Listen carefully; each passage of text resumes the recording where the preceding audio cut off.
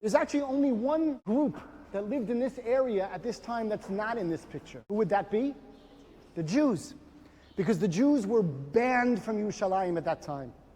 Yerushalayim at this point was a Christian city. The Byzantines, we call them, are just the Romans after they convert to Christianity. Yerushalayim was a Christian city, and Jews are not allowed. There was only one day a year that they made an exception to that rule. The Byzantines allowed Jews into Yerushalayim on one single day. They had to pay a special tax, an entrance fee, if you will, to get into the city. Anyone have any idea what day that was? On Tisha B'Av. On Tisha B'Av, the Christians allowed the Jews to enter so they could ascend the Temple Mount and sit near the ruins of the Beit HaMikdash and cry and mourn. And from a Christian perspective, that was worth doing because they were able to point to the Jews and say, look, these people are a relic of the past. They're finished.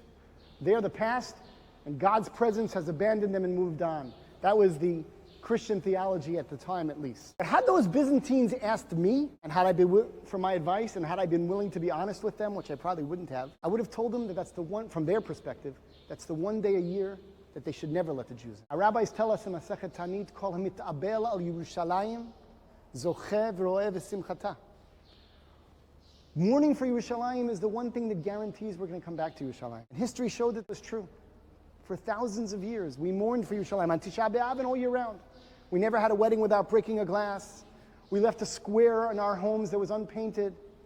Every single tefillah, every single Birkat HaMazon, we never stopped mentioning Yerushalayim. Every Yom Kippur, every Pesach Seder ended with L'Shana Haba Yerushalayim. Byzantines are long gone, and the mourning of Yerushalayim is what brought us back to Yerushalayim. And history repeats itself.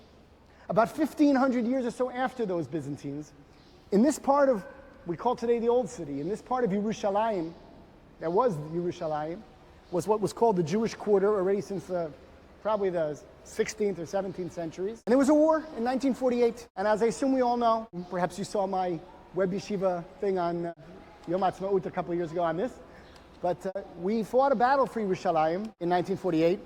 We managed to hold on to part of Yerushalayim, but not the Old City. The Old City of Yerushalayim, the Jewish Quarter, fell to the Jordanians several weeks after the State of Israel was declared.